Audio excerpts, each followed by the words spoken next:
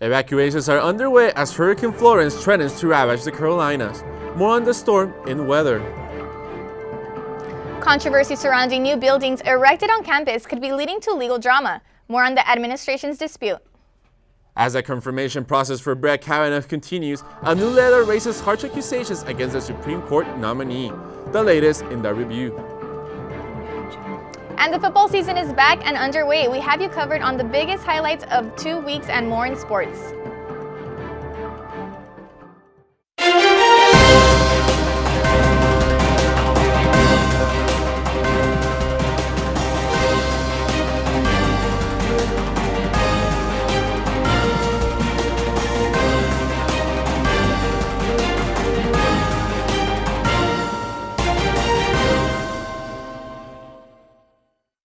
Good evening, everybody. I'm Juan Gomez. And I'm Alexandra Ringo.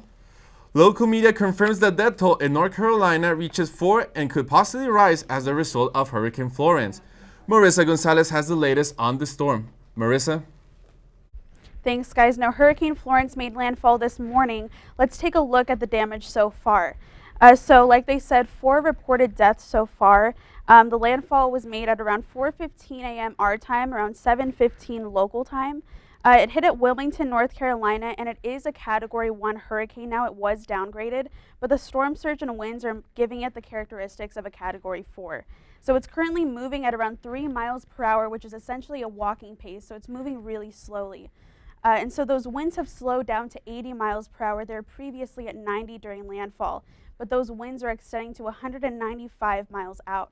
So those winds combined with the storm surges we're seeing are going to cause a lot of flooding and drainage from both oceans and rivers into the inland neighborhoods. So a storm surge is a wall of water, and that's the biggest concern right now, and most likely the most dangerous thing about this hurricane. So extreme amounts of water are coming from the sky and those heavy rain bands, but also from the storm surge as well. And with the storm stalling and staying so slow, this is why it's the biggest concern. More than 200 people have already had to be rescued, with that number continuing to increase. And as Florence's path continues moving, we'll see it crawl through South Carolina and make a northern turn. So that's something we're going to be continuing to see through Wednesday. And so that's going to wrap it up for now. I'll be back with the regular weather forecast at the end of the show.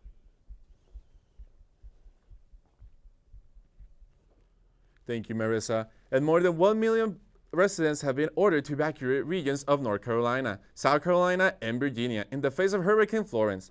The Category 2 storm expected to blast coast counties with potential deadly winds and floods. But as scores of residents head to safer grounds, prison officers and sheriffs are leaving thousands of people in the mandatory evacuation zones behind. South Carolina state prisons and 3 jails in Virginia will not be evacuated its prisoners.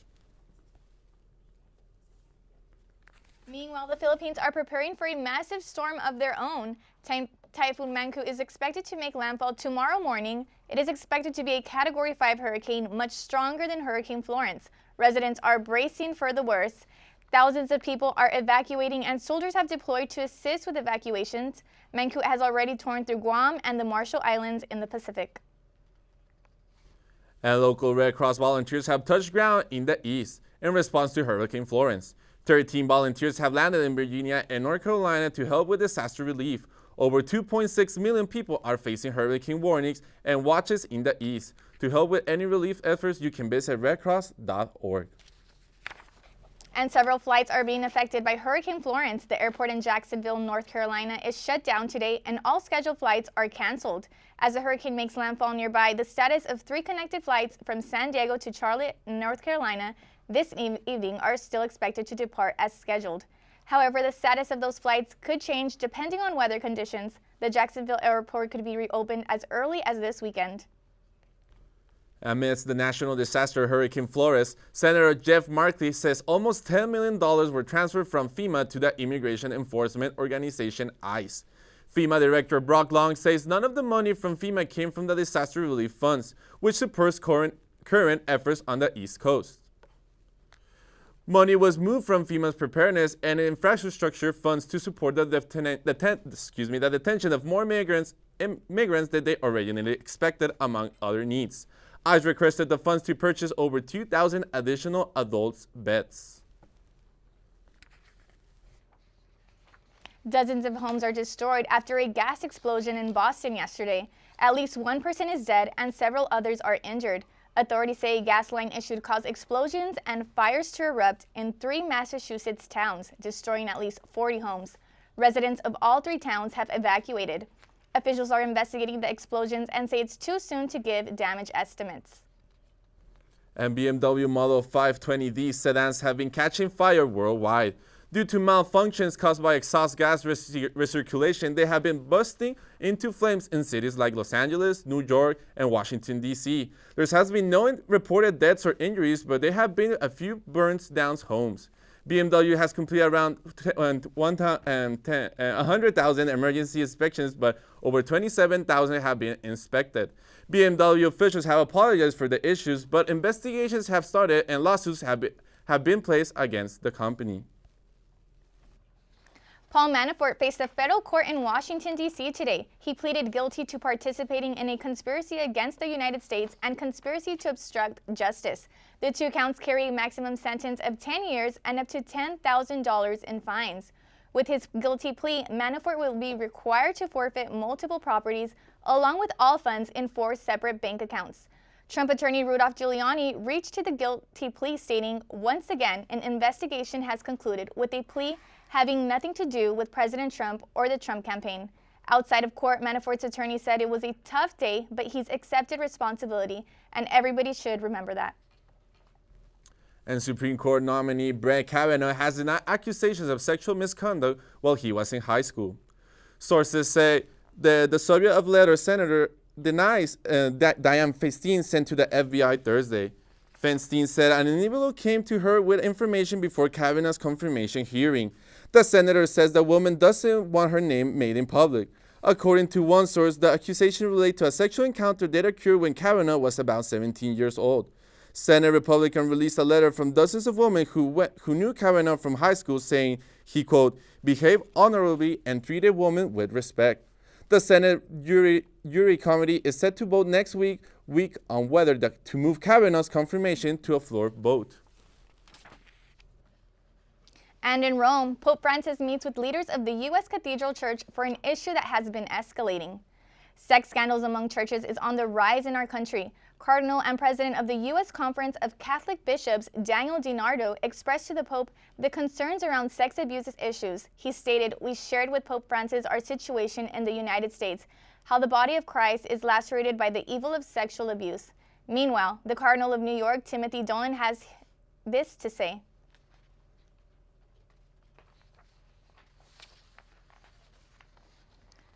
There's still no statement from Donaldo on the Conference of Catholic Bishops of what will be the new policies over sex abuse issues. And the Diocese of San Diego is now tangled in the sexual abuse scandal involving the Roman Catholic Church. A local priest have now been added to the list of those believed to have molested children during their time in service. The newly listed priests were accused of abuse dating back to 2007, but were overlooked until recent reviews of records. Bishop Robert McElroy was cited saying, "They never keep good records on this stuff until recently." McElroy will be visiting 8 public forums in San Diego during the month of October. The Trump administration has announced its closing of the Palestine Liberation Organization office in Washington. A State Department spokesman said the PLO has taken steps to advance the start of direct and meaningful negotiations with Israel. This announcement is the latest in a series of measures taken by the federal government to cut off and support to Palestine, including moving the U.S. Embassy to Jerusalem. And the International Criminal Court has announced it will continue to investigate war crimes committed by the U.S. and Israel in Afghanistan and Gaza Strip. In response, Trump National Security Advisor John Bolton has announced that the U.S. will sanction the travel and finance of ICC officials.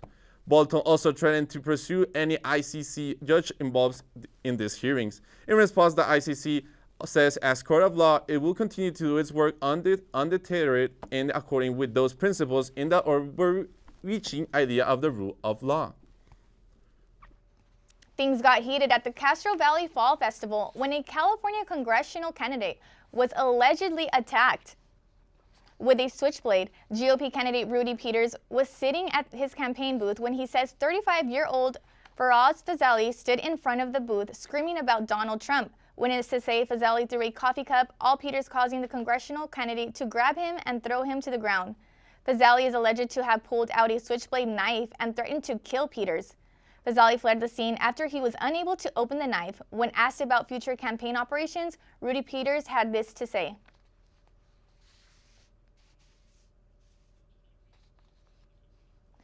Fazali's sister, Natasha Fazali, took to social media to defend her brother, posting that Rudy Peters attacked first. She is also asking for anyone who saw Peters attack her brother to come forward.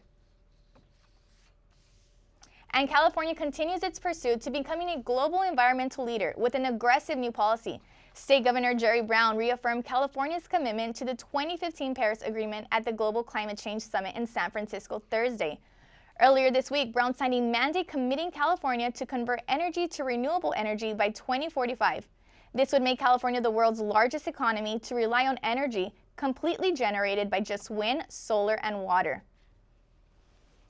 A new budget deal for the San Diego Community College District draws concerns from administration. What the board had to say about the system.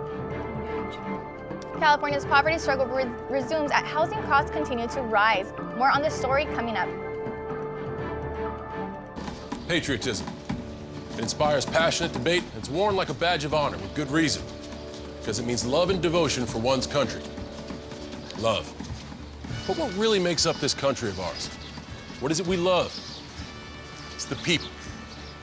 Almost half the country belongs to minority groups. People who are lesbian, African American, and bi and transgender and Native American, and proud of it. After all, what's more American than freedom to celebrate the things that make us, us? This year, patriotism shouldn't just be about pride of country. It should be about love. Love beyond age, disability, sexuality, race, religion, and any other labels. Because the second any of us judge people based on those labels, we're not really being patriotic, are we? Because love has no labels.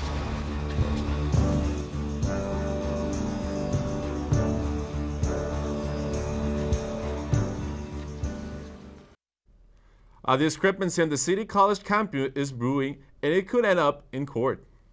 It has to do with the last construction project going up at the college. Celia Jimenez is here with more. Celia? You're right, guys. All of this surrounds the last set of buildings, A, D, and T.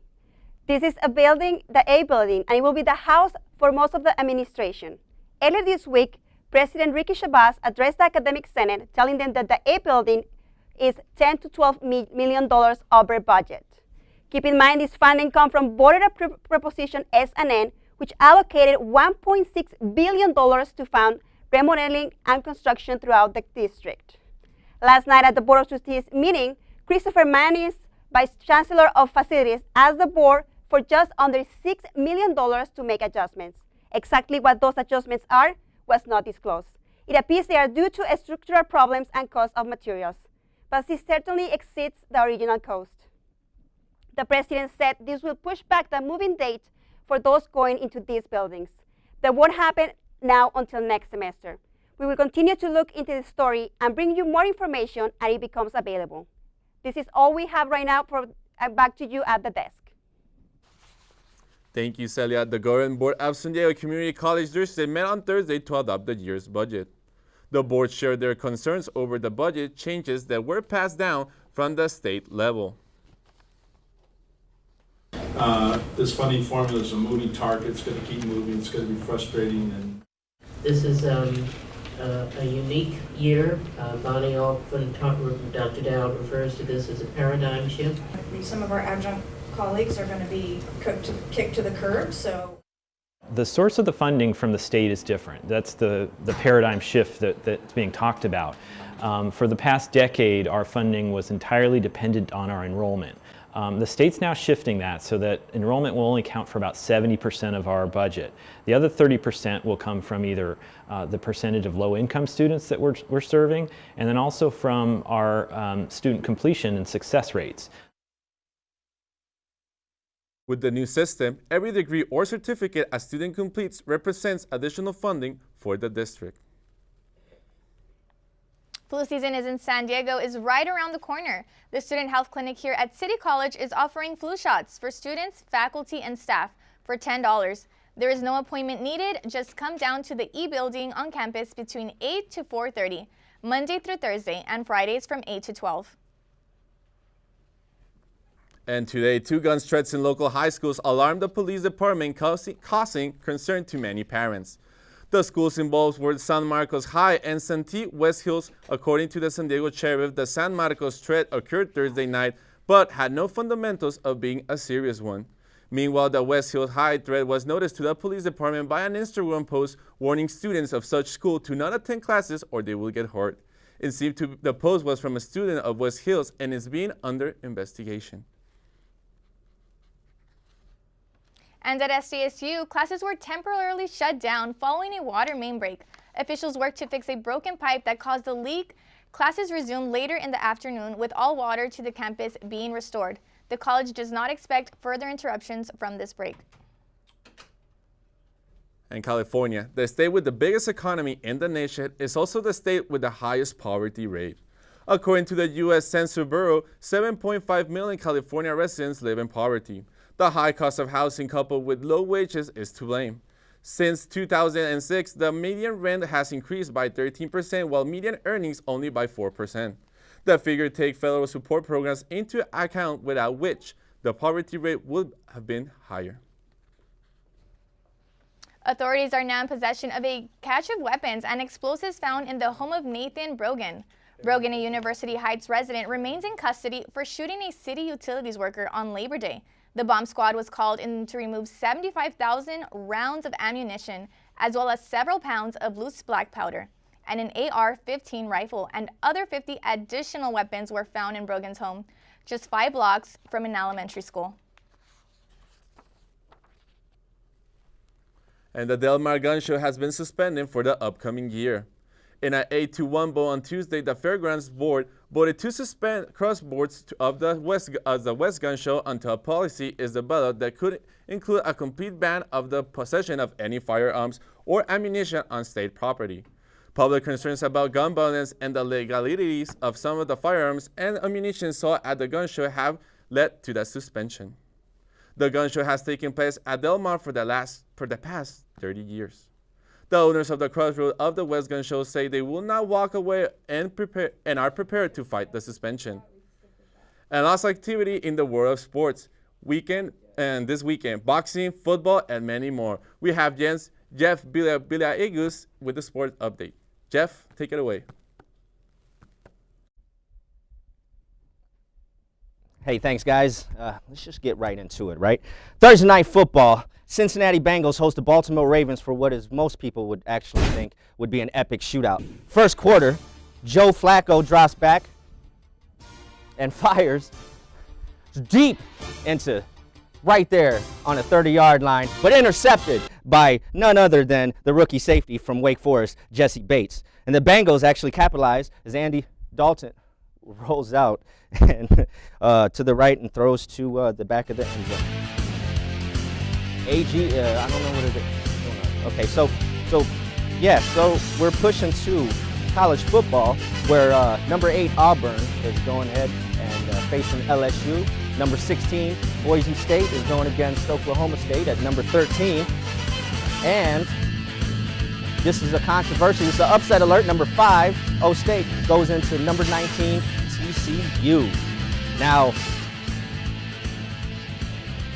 Now this is what's going to go happen in college football. So now let's talk about the fight that nobody actually thought would ever happen. Canelo Alvarez versus Triple G, Part 2. Now this is a rematch of the epic controversial fight back in 2017. And a lot has actually happened since then. So let me bring you up to speed. They were actually supposed to meet back in the ring in Cinco de Mayo weekend earlier this year. Alvarez tested positive for a banned substance, steroids. All it's done is build more anticipation for the fight even more. And actually a year ago, their first fight, everything was nice and they all both acted gentlemanlike with handshakes all over the place. But now, there's actually genuine hatred and bad blood between the two of them. I don't even know about you, but I don't think this is going to end. This is actually going to end in another draw. Canelo and Triple G will clash once again in tomorrow night's pay-per-view fight tomorrow. Now, what actually happened in the U.S. Open with the women's U.S. Open? Serena Williams, a 23-time Grand Slam champion, was given a 3-code violation by umpire Ramos. The first for receiving coaching, the second for the racket abuse, and the third for verbal abuse in the umpire. Williams had demanded an apology from Ramos during the rant later and called the punishment sexist while claiming she was fighting for women's rights because male players got away with similar antics. Some would say that she crossed the line, but boos from the crowd erupted as she walked off the court. Ramos actually has been praised for acting professional with integrity and also known to be a hard-line umpire, but he's actually consistent with all his calls with every player. So, my name is Jeff Villegas with Sports. Back to you guys at the desk. Thank you, Jeff. Wow, the fight is finally here after, as Jeff told us, after a couple of while, it's finally here. Who are you rooting for? Canelo, of course. Mexico's pride and joy. True that. So, it's that time of year again in San Diego as Kabut returns to their Mar. More on entertainment after the break.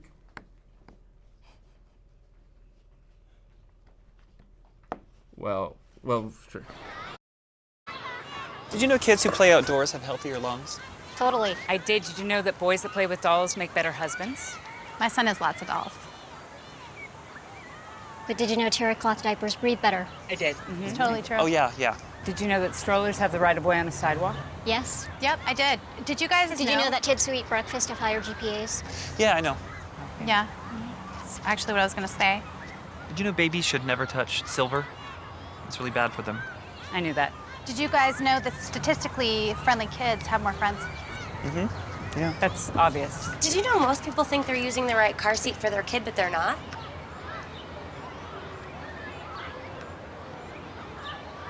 Parents who really know it all know for sure that their child is in the right seat at the right age and size. Visit safercar.gov/the right seat to make sure your child is protected. I'm putting that on my blog. I just put it in mine. And Apple just launched its new phones for the fall. Shaunda Walker has more in entertainment. Shaunda, take it away. Thank you. For all of you in the tech world, Apple has revealed the new iPhone XS Max and Apple iWatch.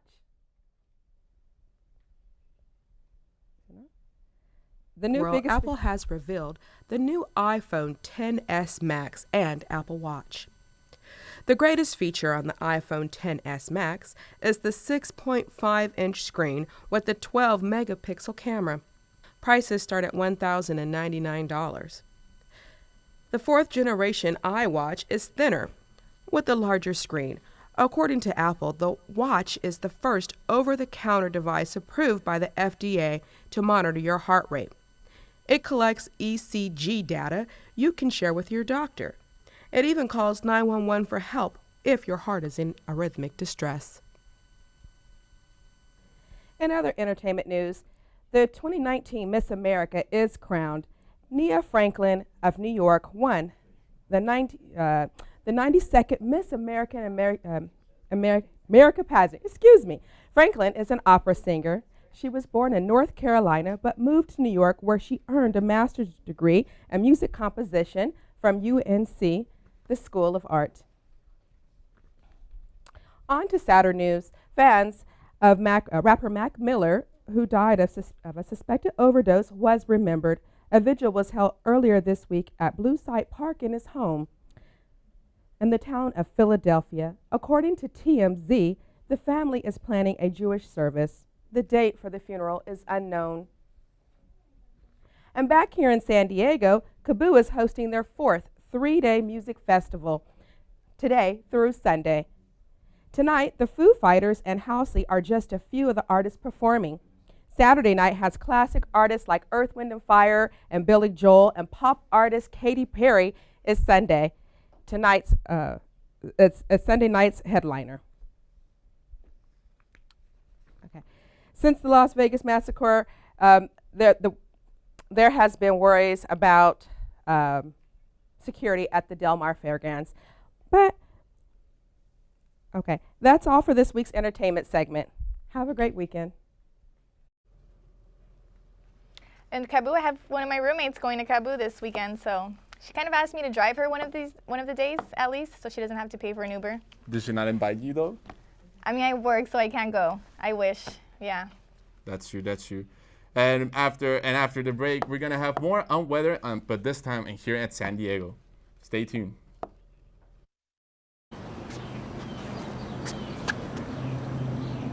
Here is my handle and here is my spout. When I get all steamed up, then I shout. Tip me over and pour me out. Oh. It only takes a moment to make a moment. Cheers. Take time to be a dad today. And now Marissa Gonzalez has our weekly weather report. What can we expect, Marissa?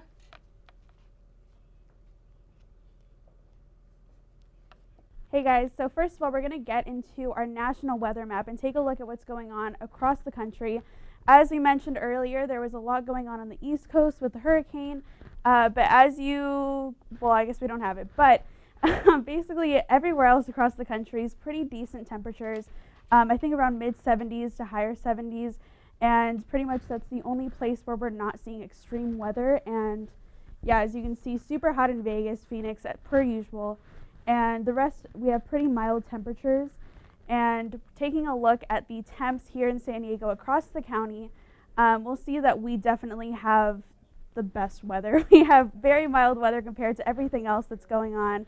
As usual, we have our typical mid-70s weather, cooling down from there. And taking a look at our weekend forecast, you'll see that we are same thing, pretty mild, pretty similar to what we're seeing across the county as well. It has been a bit warm today, was definitely warm out, and we will continue seeing that warming trend across the week. And so for Cebu this weekend, though, you actually have some great weather. Be sure to pack some sunscreen, though. I'm sure it'll get hot out there, but we definitely don't have to deal with the rain or any of that stuff. So we're lucky to be in San Diego, and Cebu will be looking great weather-wise. But that's going to actually wrap it up for weather, so I'm going to send it back to the desk. Thank you, Marissa. And that's all the time we have for this week's episode of Newscene. I'm Juan Gomez. And I'm Alexandra Rangel. Have a great weekend.